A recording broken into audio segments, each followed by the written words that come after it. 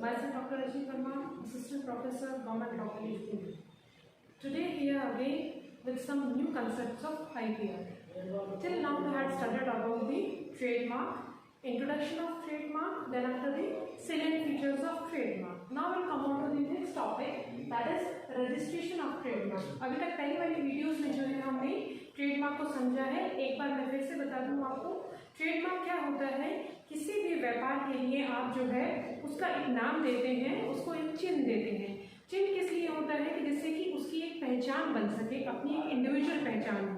सिर्फ नाम से जाने जाना सब जगह इतना लंबा आपकी कंपनी का या आपके ट्रेड का नाम नहीं लिखा जाता है. आप उस ब्रांड को एक नाम देते हैं और ब्रांड को लिखने का तरीका या उसका एक लोगो जो है वो तैयार करते हैं. तो वो जो लोगो है वो बिल्कुल एक्सक्लूसिव होना चाहिए, जिससे कि कोई और आपके ट्रेड को मिसयूज ना कर सके या आपका जो है ट्रेड है वो अपनी एक आइडेंटिटी बनाए. ठीक है, एक यूनिक आइडेंटिटी देने के लिए जो है ट्रेडमार्क का इन्वेंशन हुआ है. तो हम ये जो है ट्रेडमार्क एक्ट जो पढ़ रहे हैं उसमें हम प्रोसीड करते हैं रजिस्ट्रेशन से. ठीक है, तो हमारा फर्स्ट आज का जो टॉपिक है दैट इज कंडीशंस.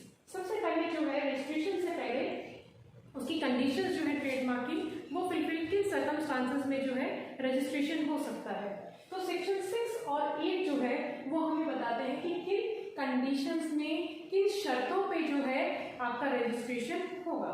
पहली चीज है कि रजिस्टर. उसके लिए सबसे पहले जो है हमने पढ़ा है कि आपका जो रिसेंट अमेंडमेंट है सही फीचर्स में हमने पढ़ा था, जिसमें कि रजिस्टर मेंटेन होना. 1999 में जो है आपका एक प्रोविजन आया था जिसमें कि रजिस्टर मेंटेन किया जाता है. तो उस रजिस्टर को सिंगल रजिस्टर मेंटेन होगा जिसमें सब तरह की क्लासिफिकेशन जो होंगी वो उसमें मेंटेन होंगी. तो जो रजिस्टर है वो कहाँ पे मेंटेन होता है, रजिस्ट्रार के द्वारा जो है एक सिंगल रजिस्टर मेंटेन होता है जिसमें कि सारी आपकी ट्रेडमार्क्स की एंट्रीज होती है. तो सबसे पहले जो है रजिस्टर मेंटेन होना जरूरी है. सेकेंड चीज जो आती है दैट इज क्लासिफिकेशन. हमने सीरियल फीचर्स में क्लासिफिकेशन को डिफाइन किया था कि क्लासिफिकेशन जो होती है वो रजिस्टर में दो तरीके से होती है. एक कैटेगरी ए होती है, बी होती है, गुड्स एंड सर्विसेज. ठीक है, अब जो है 2013 की अमेंडमेंट में नाइस क्लासिफिकेशन जो है इंटरनेशनल नाइस क्लासिफिकेशन एक टर्म हमने बताया था जिसमें कि आपका गुड्स और सर्विसेज का क्लासिफिकेशन होता है. ठीक है, तो इनका जो है क्लासिफिकेशन वो जो जिस ट्रेडमार्क के लिए आप पहले आपको ये ज्ञान होना जरूरी है जब आप ट्रेडमार्क की रजिस्ट्रेशन के लिए अप्लाई करते हैं कि सबसे पहले तो आपको क्या करना है, आपको ये अप्रोच करना है कि आपके रजिस्टर में जो है उसके रजिस्ट्रार के रजिस्टर में एंट्री होनी है आपके ट्रेडमार्क के लिए. तो उसके लिए एप्लीकेशन जो है वो आपको तैयार करनी होगी. सेकेंडली जो है आपके क्लासिफिकेशन जो है वो क्लासिफिकेशन आप किस एक सिंगल एप्लीकेशन के थ्रू जब आप ट्रेडमार्क रजिस्टर कराते हैं तो आपको ये पता हो कि आप जो है गुड्स और सर्विसेज दोनों के लिए अप्लाई कर रहे हैं. तो सिंगल जो है आपकी एप्लीकेशन फाइल होगी और आप जो है गुड्स इंडिपेंडेंटली गुड्स के लिए कर रहे हैं या आप जो है सर्विसेज के लिए कर रहे हैं. तो ये क्लासिफिकेशन जो है नाइस क्लासिफिकेशन के अंदर है और जो रजिस्टर मेंटेन है वो भी नाइस क्लासिफिकेशन के अकॉर्डिंग है जिसमें अल्फाबेटिकली आपके जो है ट्रेडमार्क्स वो आपके ऑनलाइन भी अपलोड होते हैं. तो आप चाहें तो रजिस्टर जो है उसको अपने ट्रेडमार्क को रजिस्टर कराने से पहले एक बार वहां पे भी वेरीफाई कर सकते हैं, देख सकते हैं कि आपका जो ट्रेडमार्क आप रजिस्टर कराने जा रहे हैं वो ऑलरेडी रजिस्टर्ड तो नहीं है या किसी के राइट्स तो इन्फ्रिंज नहीं होंगे उससे. तो वहां पे क्रॉस टेली कर सकते हैं. तो classification is online available and that is in alphabetically order. ठीक है, और दो क्लासिफिकेशन है, एक गुड्स की है और सर्विसेज की भी है. तो आप जाके क्लासिफिकेशन में उसको देख सकते हैं. So these are the conditions where you should know before proceeding to the registration that there must be a register where your trademark is going to be registered, and secondly the classification on the basis of which you are going to register your trademark. जिसके basis पे आप उसको classify करेंगे या कौन सी class में आप उसको रखेंगे. आपका प्रोडक्ट है वो कोई गुड्स है या आप उसको सर्विसेज प्रोवाइड करने जा रहे हैं अपनी कंपनी के थ्रू. नेक्स्ट आता है point. Now will come on to the grounds of registration. किन आधारों पे आप जो है रजिस्ट्रेशन करा सकते हैं. ये आपका सेक्शन 9 to 17 जो ट्रेडमार्क एक्ट है उसमें आता है. ग्राउंड्स मतलब आधार, किन आधारों पे रजिस्ट्रेशन जो है वो किया जाता है. पहली चीज है absolute grounds. There are absolute grounds on the basis of which the registration limitation is been done. ठीक है, एब्सोल्यूट ग्राउंड्स क्या है कि आप किस प्रोडक्ट के लिए कर रहे हैं तो उसमें एक यूनिकनेस होनी चाहिए, है ना। क्योंकि जैसे आपका एक इंटरनेशनल केस है, कोका कोला आपने सुना होगा, एक सॉफ्ट ड्रिंक है, बेवरेज है। तो यहाँ पे क्या हुआ कि उन्होंने ये इंटरनेशनल केस है जहाँ पे उन्होंने अपनी कोल्ड ड्रिंक की जो बॉटल है उसकी शेप को भी उन्होंने जो है रजिस्टर कराया। तो अभी तक जो है हमारी इंडिया में क्या था, आपने 3 चीजें देखी जिसमें कि आपका कलर आता है, शेप जो है उसकी लोगो आता है या उसको राइटिंग पैटर्न जो है वो आता है। तो यहाँ पे जो है एक नया हमें एक आइडिया मिला कि प्रोडक्ट की जो शेप है, उसकी पैकिंग की जो शेप है वो भी यूनिक होती है। तो कोका कोला कंपनी ने अपनी बॉटल की शेप को भी चैलेंज किया कि उस शेप को भी कोई और यूज नहीं करेगा। तो उस केस के बाद जो है वो इंटरनेशनल केस था, उसके बाद इंडिया में भी हमने अपने एक्ट में अमेंडमेंट की और हमने कहा कि जो प्रोडक्ट की पैकिंग भी होगी वो भी यूनिक हो सकती है और उसको भी आप रजिस्टर करा सकते हैं। तो ये शेप का जो मैटर है, कलर और शेप का, ये भी इसमें इंट्रोड्यूस हो गया। तो यहाँ पे जो है absolute ground that you are talking about the uniqueness of your product और योर सर्विसेज। तो जो लोगो है वो यूनिक होना चाहिए जिससे कि आप उसमें कोई भी इफ एंड बट्स नहीं रहे। ठीक है, लिमिटेशन टू द कलर्स, यहाँ पे हम जो कलर्स हैं वो आपके स्पेसिफिक जो है वो होने चाहिए, किसी से कॉपी नहीं होना चाहिए। जैसे कि आप देखते हैं कि बीकानेर के जो है रसगुल्ले की पैकिंग आती है, स्काई ब्लू कलर की होती है। somebody has been using the same packing, वो सेम टिन्स जो है वो बनाते हैं और उस पे जो है बीकानेर की जगह कुछ और लिख दिया। जैसे आपने देखा होगा बीकानेर नमकीन आती है तो बिकानो भी आती है। अब वो क्या है कि उसमें कलर डिफरेंस थोड़ा सा होना चाहिए। अगर सेम राइटिंग पैटर्न और सेम कलर होगा तो क्या है कि that would create the confusion to the customers. तो वो क्या है कि वो बीकानेर लेने की बजाय at the first sight you just observe it is Bikaner and you pick that product. तो वो क्या है कि वो बिकानो को बीकानेर समझ के उठा लेते हैं और उसके बाद उसको रिटर्न करने के अब ठीक है व्हाटएवर यू हैड बॉट खाया जाएगा, है ना। तो वो जो है इसमें कलर्स की भी लिमिटेशन है। आप जैसे नेशनल फ्लैग के कलर्स हैं वो यूज नहीं कर सकते हैं। किसी ऑलरेडी कंपनी में कोई कलर फेमस है, जैसे कि आप पेप्सी का ही एग्जांपल ले लीजिए कि उसका जो लोगो बना होता है और जो उसकी बॉटल पे जो कवर पेस्ट होता है तो you could not use the same colours. ठीक है, तो आपका जो है प्रोडक्ट में जो लोगो है, लोगो में कलर्स भी जो है वो भी कंफ्यूजन क्रिएट करते हैं। जैसे फेयर लवली की पैकिंग देख लीजिए तो पिंक कलर की होती है। अब फेरो एंड समथिंग करके या फेयर लवली करके फेयर एंड हटा के फेयर लवली जो है या फेरी एंड लवली कर देते हैं तो वो क्या है, that would create the confusion. जैसे रेन बार होता है तो सेम किसी ने ब्लू कलर का अपना प्रोडक्ट निकाल लिया, जैसे फेना वगैरह होते हैं, तो ये क्या है, that would create a confusion to the customer जो कि पढ़ना नहीं जानते हैं। तो इस तरीके से कलर भी जो है वो भी स्पेसिफिक होना चाहिए और कलर में फिर प्रोडक्ट में डिफरेंसेस भी होने चाहिए। तो आपका जो ट्रेडमार्क या आपका जो प्रोडक्ट होगा आप उसको कलर को भी आप रजिस्टर करा सकते हैं कि सेम कलर, क्योंकि यूनिकनेस है आपके कलर में। अगर कलर में यूनिकनेस है, पैकिंग में यूनिकनेस है तो आप उसको भी रजिस्टर करा सकते हैं। ठीक है, लेकिन एग्जिस्टिंग जो ऑलरेडी कोई फेमस प्रोडक्ट है उसके कलर्स को भी, कॉम्बिनेशंस को भी आप यूज नहीं कर सकते हैं। That there must be a difference with that. Next है ग्राउंड्स फॉर रिफ्यूजल। ऐसा नहीं है कि आपने जो है एक बार रजिस्टर कराने के लिए एप्लीकेशन दे दी है तो वो क्या है कि आपका रजिस्ट्रेशन हो गया है। There must be a ground, there could be a ground of refusal. अगर कुछ ऐसा है, सिमिलरिटी पाई जाती है या वो आपका ट्रेडमार्क है, वो किसी को कॉपी कर रहा है या ऑलरेडी एग्जिस्टिंग है, ठीक है, तो क्या होगा, या फिर वो कंफ्यूजन क्रिएट कर रहा है तो क्या होगा, कोई भी रजिस्ट्रार जो है या तो टर्म्स की है कि भी लिमिटेड पीरियड में आपने नहीं अप्लाई किया है या कोई भी लेक्यूनाज है उस बेसिस पे रिफ्यूजल भी हो सकता है।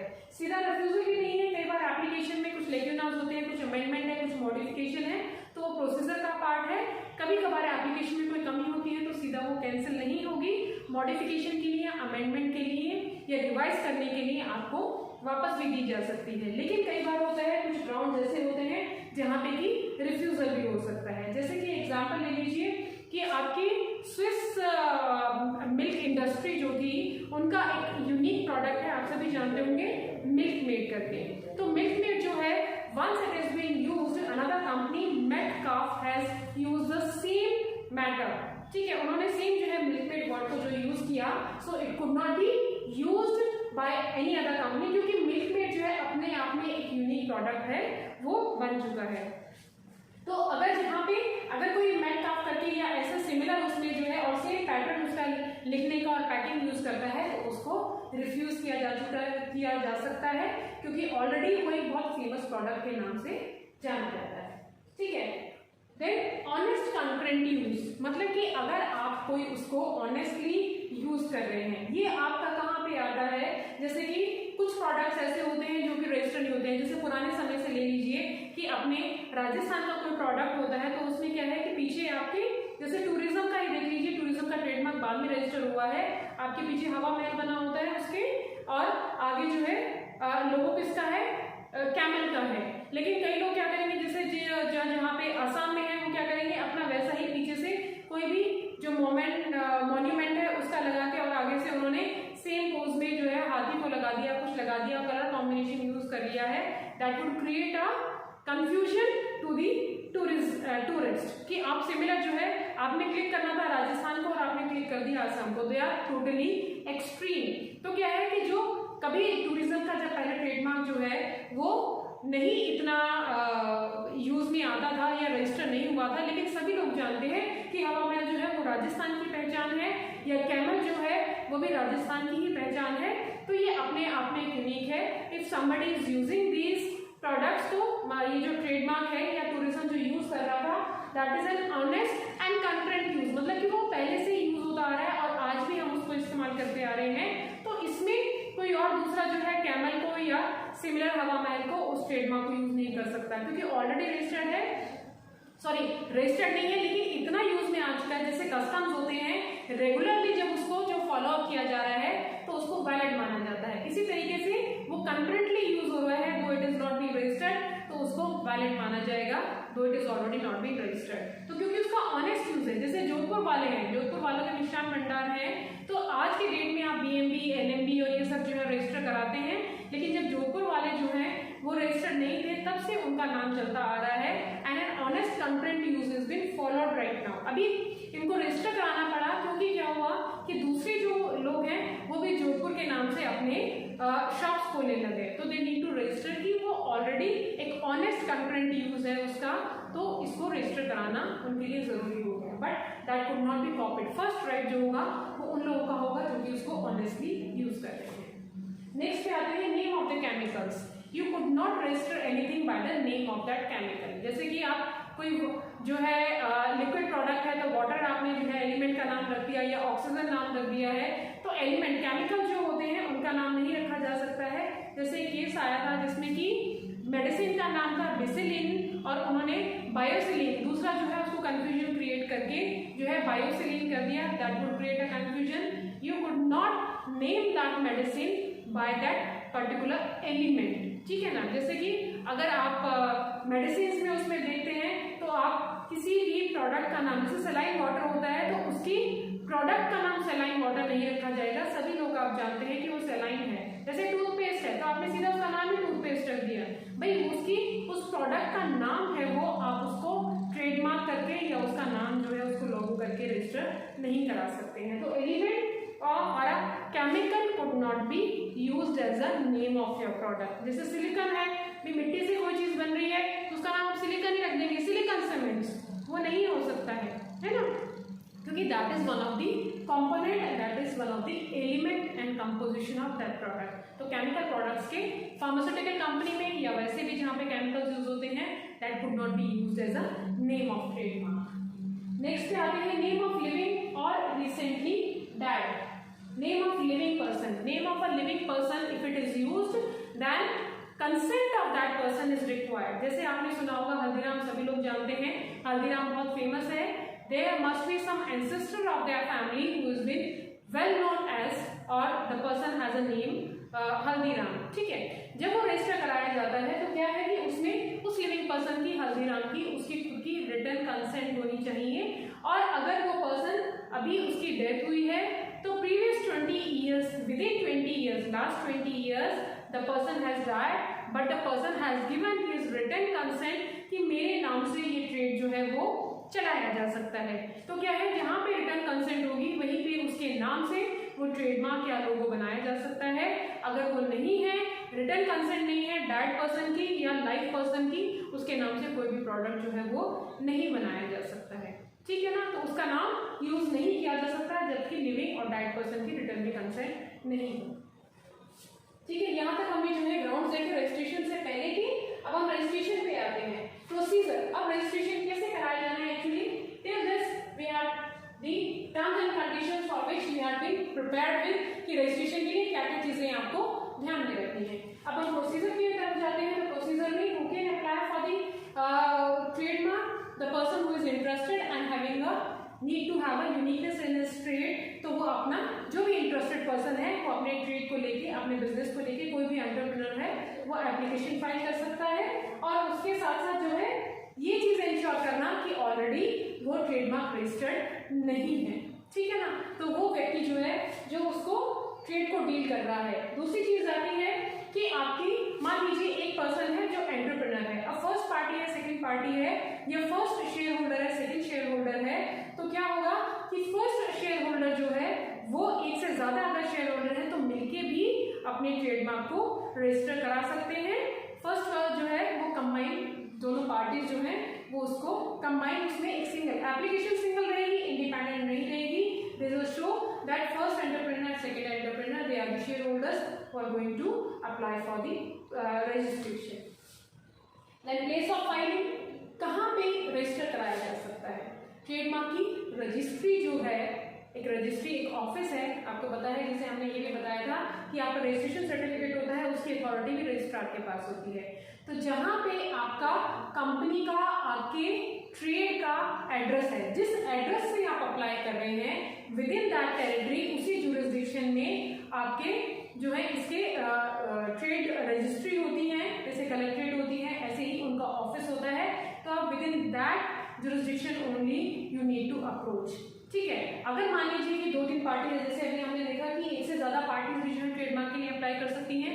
अगर एक से ज्यादा पार्टीज हैं तो जो फर्स्ट पार्टी है वो जो आपने फर्स्ट नेम जो है उसके एड्रेस पे या जहां पे आपका बिजनेस है उस एड्रेस से वो व्यक्ति अपने उसमें जुरिस्डिक्शन में ट्रेडमार्क के लिए, रजिस्ट्रेशन के लिए अप्लाई कर सकता है, ठीक है। अगर दूसरा व्यक्ति दूसरी जगह पे रह रहा है और पहला व्यक्ति जो है वो वहीं पे रह रहा है जहां पे कि आपका ट्रेड है, बिजनेस है, तो आप उसी एड्रेस पे with in that jurisdiction only you can go for the register, ठीक है। ऑल ओवर इंडिया, मतलब बिजनेस पूरा आपका पूरा इंडिया में है, लेकिन जहां पे आपकी कंपनी का एड्रेस है, जिस कंपनी के एड्रेस पे आप, मान लीजिए कंपनी आपकी जयपुर में है, अहमदाबाद में है, हैदराबाद में है, जहां पे भी है, पहला प्रायोरिटी का आपका एड्रेस जुरिस्डिक्शन का जो रहता है वो आपका जहाँ पे कंपनी का एड्रेस है। सेकेंडली जहाँ पे फर्स्ट पार्टी जो है वो रिसाइड कर रही है वहां पे है। बाकी अदर शेयर होल्डर्स हैं उनका जो है उनके एड्रेस पे या उनके जुरिस्डिक्शन में वो ट्रेडमार्क रजिस्टर नहीं हो सकता। नेक्स्ट इज एक्सेप्टेंस और रिफ्यूजल। जैसे कि हमने यहाँ पे पढ़ा ग्राउंड ऑफ रिफ्यूजल, सेक्शन 18 और 19 जो है, सेक्शन 18 बात करता है acceptance of your registration and 19 is the refusal of your registration. तो आपका जो है वो अगर यूनिक पाया जाता है, ऑनेस्ट पाया जाता है, वो किसी और का जो है उसको हार्म नहीं कर रहा है, किसी के राइट्स को ब्रीच नहीं कर रहा है, इन्फ्रिंज नहीं कर रहा है, तो क्या है कि रजिस्ट्रार उसको जो है एप्लीकेशन को आपकी एक्सेप्ट करेगा। लेकिन कुछ ग्राउंड ऐसे पाए जाते हैं कि जो कि उसमें उसका ऑनेस्ट यूज नहीं है, कॉपी किया गया है, या कुछ ऐसे वर्ड जो है, जैसे कि हमने देखा है कि यूनाइटेड है, रॉयल है, ठीक है। तो ये वर्ड जो है जब तक कि आपका ऑलरेडी नेशनल है, जैसे ये वर्ड्स क्या है आपके नेशनल उससे रिलेटेड हैं, ठीक है ना, यूनिकनेस है अपने नेशन की है, तो a person that harms the honour of the nation, वो वर्ड्स जो हैं वो इस्तेमाल नहीं किए जा सकते हैं। तो उसमें क्या है कि that could be refuse at national level. जैसे हमने कलर्स के लिए भी कहा है, ट्राई कलर वो जो है उसी पैटर्न में यूज करते हैं, तो again that could not be registered, तो उसको क्या है रिफ्यूज कर दिया जाता है। तो कुछ अगर किसी के राइट्स को ब्रीच कर रहे हैं या जो है कुछ अपने नेशन की जो है पेक्युलरिटी को या पैट्रियोटिक चीजों को जो है हार्म करते हैं, तो वहां पे ऑनर को हार्म करते हैं, तो उनको रिफ्यूज किया जा सकता है। Next is advertisement. एक बार जब एप्लीकेशन जो है आपकी ट्रेडमार्क की रजिस्टर हो जाती है तो उसके बाद जो है उसको एडवर्टाइज करना बहुत जरूरी होता है। एडवर्टाइज करने के बाद क्या होगा, सेक्शन 20 में आपने एडवर्टाइज किया है, तो सेक्शन 20 वन जो है नेक्स्ट स्टेप आती है जिसमें कि अगर किसी को कोई ऑब्जेक्शन है या किसी का जो है ट्रेडमार्क, क्योंकि आप तो वैसे ही बहुत केयरफुल होकर चल रहे हैं अपना रजिस्ट्रेशन कराने के लिए, before registration application you had already insured yourself कि आप किसी के राइट्स को या किसी के ट्रेडमार्क को, किसी के ट्रेडमार्क के कलर या शेप को पब्लिश नहीं कर रहे हैं, इन्फ्रिंज नहीं कर रहे हैं। तो यहाँ पे स्टिल अगर सिमिलैरिटी में भी अगर किसी की जो गुडविल है वो हार्म होती है तो यहाँ पे अपोजिशंस जो है सेक्शन 21 में ऑब्जेक्शंस जिनको कहते हैं वो इनवाइट किए जाते हैं। तो पहले उसको एडवर्टाइज किया गया।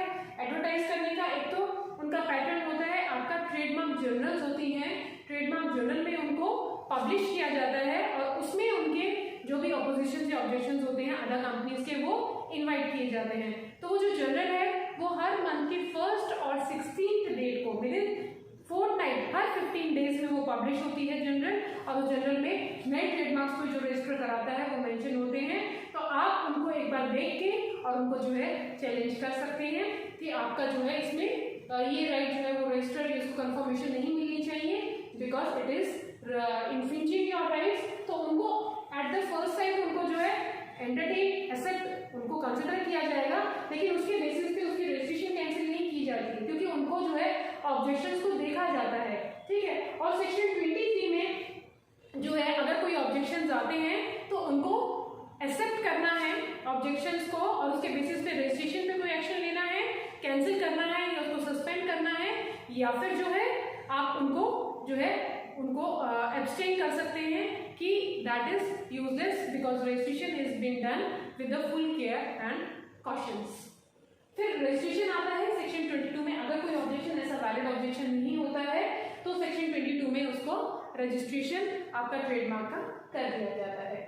What are the effects of registration? Effects of registration, you will get a unique identity of your trade, एक यूनिकनेस मिल जाती है, आपको अपनी पहचान मिल जाती है जिससे कि आप सिर्फ एक लोगों से अपने ट्रेड की पब्लिसिटी कर सकते हैं। पूरा डिस्क्रिप्शन या वो देने की सब चीजें, नाम वगैरह देने की जरूरत नहीं है, just a logo would be sufficient to make a identity of your trade.